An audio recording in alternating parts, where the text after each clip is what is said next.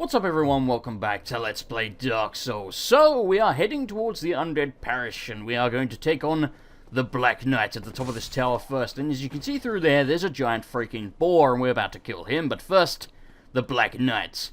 Now, if you sneak when you get near the top of these staircases, as in you walk, because there's not really a sneak in this game, he will be facing a... Oh, I didn't do it correctly! Oh, shit!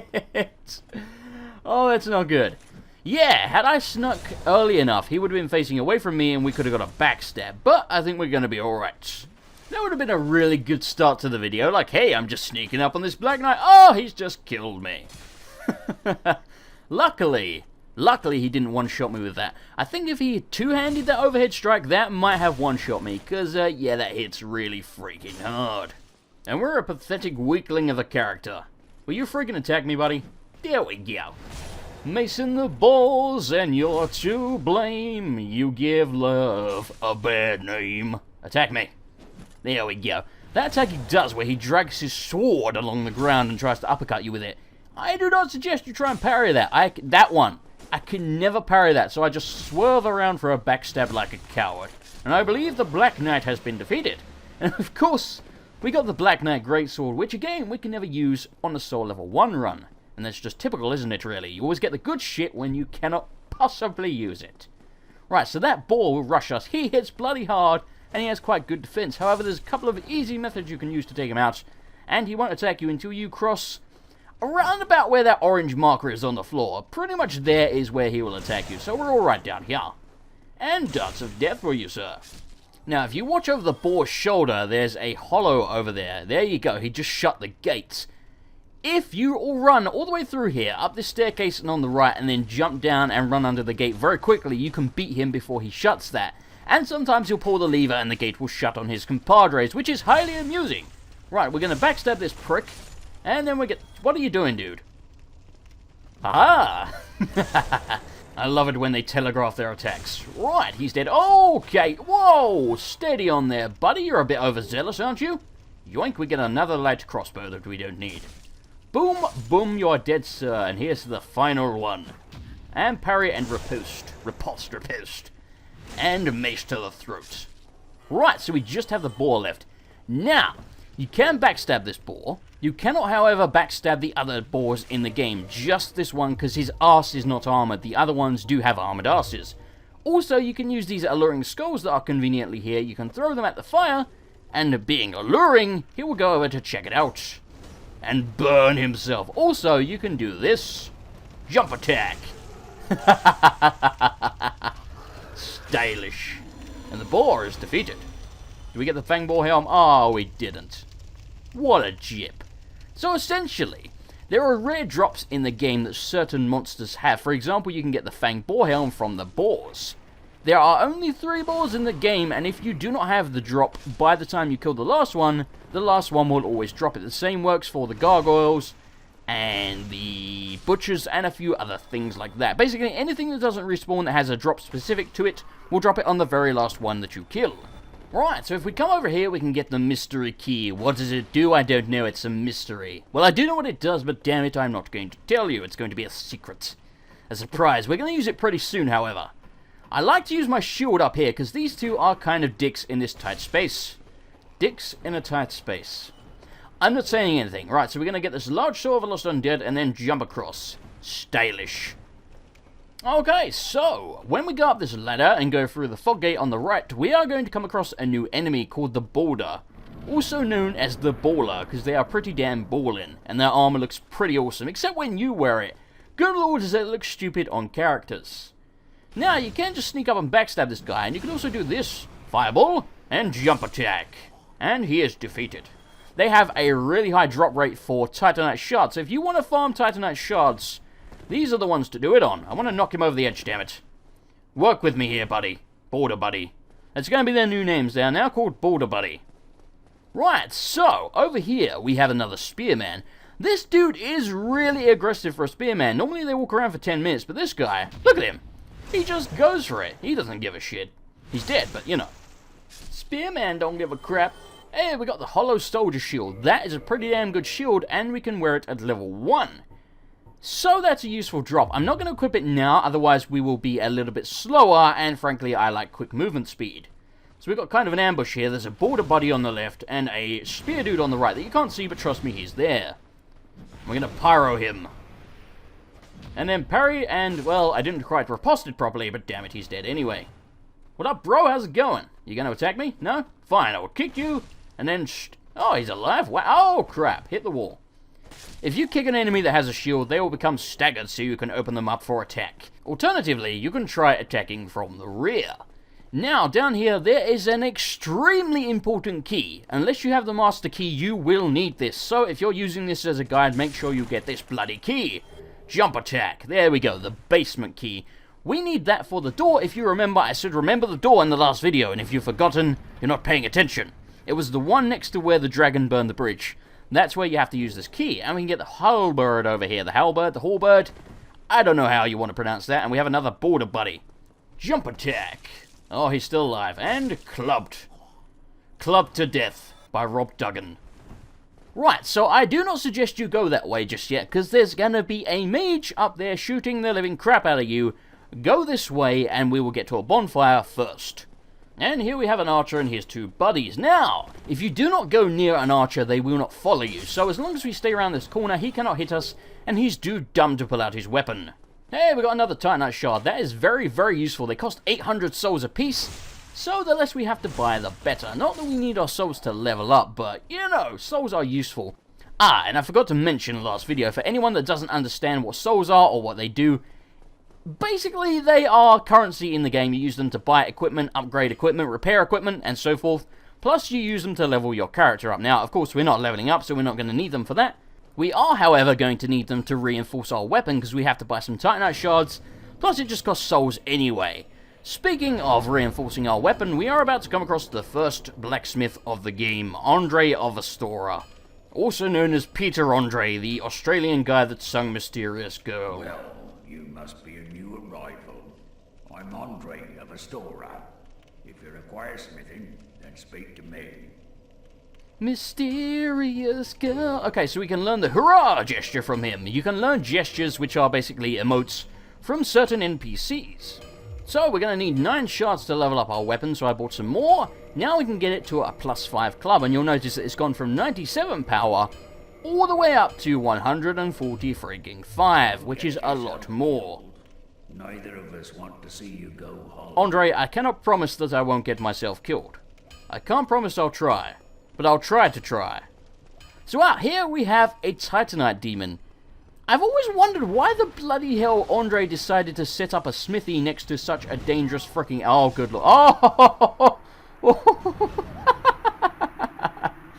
Wow! He wiped me out. I'm going to blame that on me being distracted by talking, even though it was just terrible play. Terrible, terrible play. That's good stuff.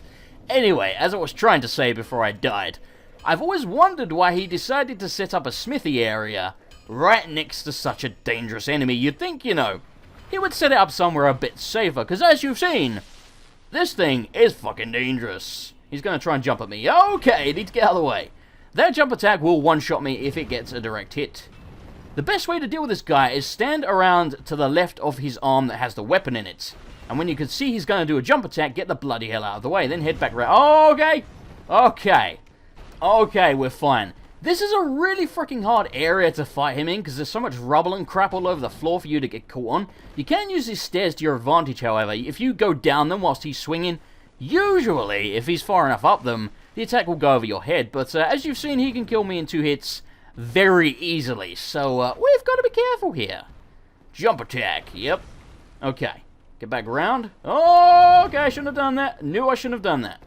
Let's beat up his tail. Okay, he's almost dead. Don't botch it now. Oh, shit. Okay, he only just caught us with that. Like I say, if it had been a direct hit, we would have died. There we go. Victory achieved. The Titanite demon is down. That is a bloody hard mini-boss. He will not respawn. Black Knights don't respawn. The board doesn't respawn. They don't respawn. Anything that is that bloody hard is probably not going to respawn. Right, so we got some souls from him and the Demon Titanite. Demon Titanite is used to upgrade, I think, Chaos weapons and possibly some other stuff. Basically, it's used to upgrade most of the boss weapons and a few other things. Okay, so now we're back to full Estus and full HP. Now we can take on the Bell Gargoyles, but first we have to clear out the Undead Parish. There's a couple of enemies in there that do not respawn, the rest of them do. There's a big Knight of Baronique. They are pretty damn easy, however there's a mage, and he will shoot crap at you all of the time, plus he buffs any enemies that are around him. And when I say buffs, I mean they end up hitting like 3 or 4 times harder than they did normally, so yeah, you have to take that fricking mage out. And you can see how much harder we're hitting with our weapon now. We are destroying fools. We're wrecking fools, man. Okay, so the Knight of Baronique will be on the right. As long as we don't go too far to the left, the mage won't shoot at us. And this guy hits bloody hard, so we have to be careful. However, we can probably take him out in 2 jump attacks. There we go, the Knight of Baronique has been defeated. And we absorbed a humanity from him, and he always drops a Titanite shard. Plus, on the altar we picked up a Firekeeper soul. I'll explain before the end of the video what they do. Over here we can open up the shortcut down to Firelink Shrine. And up here we have another Border Buddy. Oh, jeez, Border Buddy is not Buddy anymore. He hits bloody hard. Let's take advantage of his crappy pathing. Haha. Oh, shit. There we go. Parry and riposte. Okay, before we proceed, let's tank up in our best armor because we need some poise. Right now we're just wearing robes and they don't have any poise whatsoever. And what poise does is the higher the poise of the armor you're wearing, the less chance you're going to get staggered when you get hit. If you get staggered, you can't do anything, and you're going to be left open for more attacks. So in other words, if you have no poise, you're probably going to get comboed and die really easily. So we're going to wear our best shit because there's tons of enemies around here. And that dance that mage is doing means he's buffed these dudes. That's why they have a little blue aura around them. So they're going to hit really freaking hard. So we're going to spam fireballs around the corner like a coward. Oh shit. Yeah, I knew that was coming. Okay. Okay. Right, be careful. There we go. Oh! Took a nasty shot there. I need to heal up. Okay, good. Jump attack. That was risky, but it worked, damn it, it worked. Parry and Dance of Death, you freaking pink hollow draggling scumbag. Die. Okay, I think that's all of his cronies. Let's go take on the mage, shall we? Okay. Ow. Jump attack. And the mage has been defeated. Do we get a drop?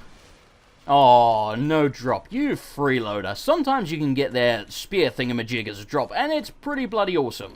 Oh, okay. Yeah, that's what I'm talking about, taking the extra damage if you get hit mid-attack. That freaking hurt. Right, so anyway, we have a secret cell up here, the Secret Service, that has an NPC in it. Still human, are you? Then I am in luck.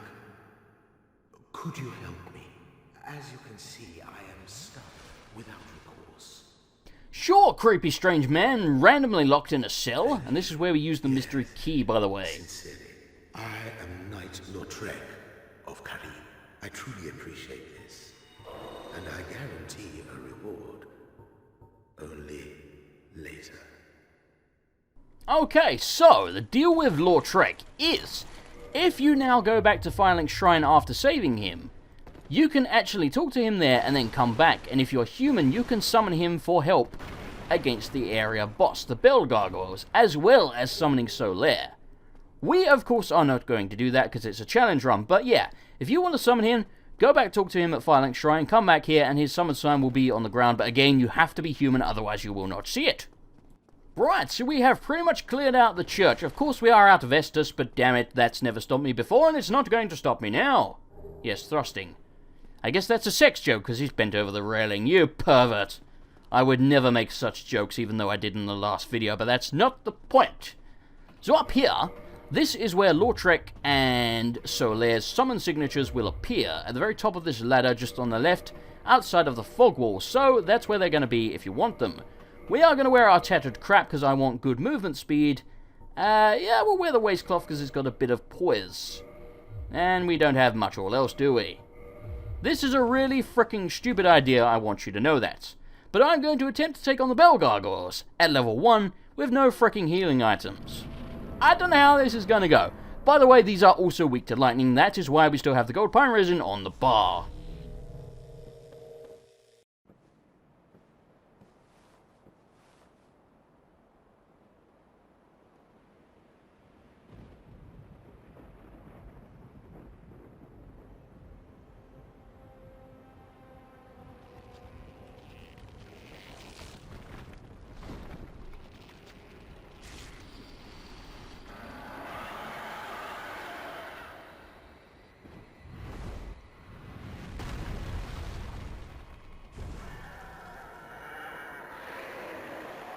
We're screwed. We are so completely and utterly screwed. Okay, so you can cut this dude's tail off, but... Oh, crap. That's not good. But I'm not going to worry about that. I just want to make sure he dies. You can get his tail weapon elsewhere, so we're going to get that later. Not going to worry about it now. Okay, the first one's down. Just his buddy, but we're very nearly dead. This guy, however, is completely dead.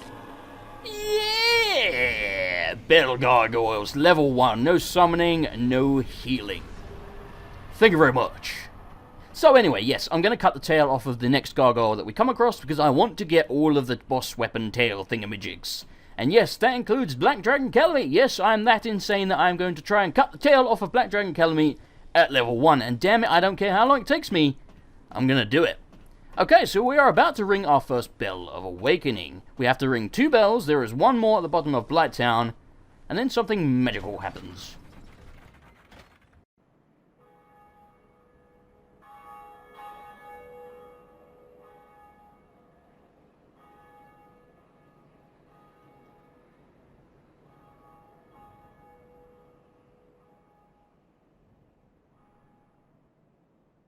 Something I really love is that when you ring one of the bells of awakening, every player that's playing online in the area can hear it on their game.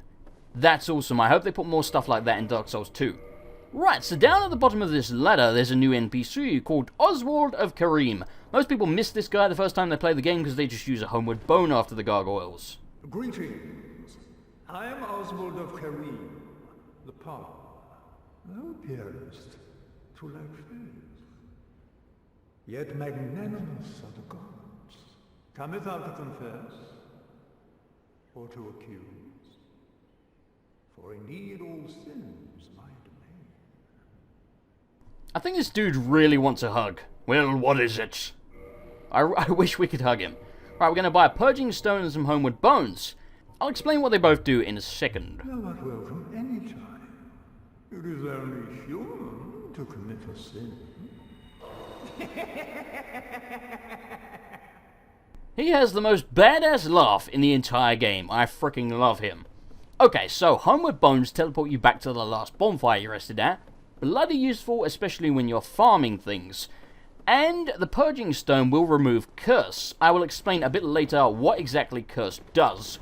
Right, we are going to head back to Firelink's Shrine and talk to some NPCs there. And then I think we will end the video. Of course, when we jump down here, the border buddies are going to get pissed at us. There we go. Do we want to take them out or should I just run away? I think we'll take them out.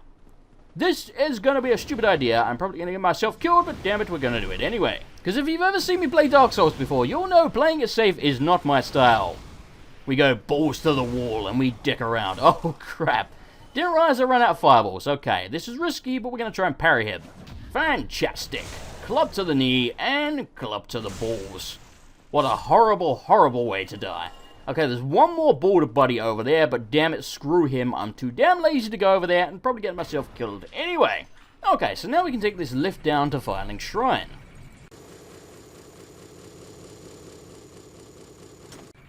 Right, so if we go down here, there's some secret booty. And if there's one thing we like, it's booty. There's 4 chests, and this one has homeward bones, I believe. Yes. Let's see if I can remember all of these off by heart. This one has a morning star and a talisman. Yep.